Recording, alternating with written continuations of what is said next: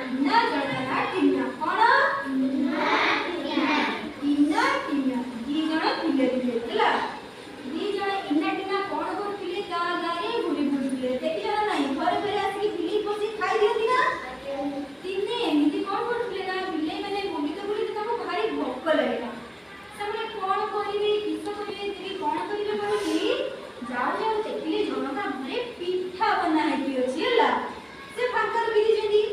ବିଲେଇ କଣ କହିଲା ଇନା କହିଲା ଟିନାକୁ ହେଲା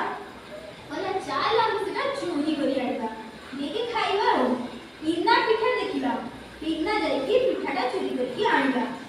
ତାପରେ ଦି ଜଣ ପିଠାଟାକୁ ଚୋରି କରି ଆଣିଲେ ଧାଇଁଲେ ସିଧା କିଆଡେ ଜଙ୍ଗଲ ଆଡକୁ ହେଲା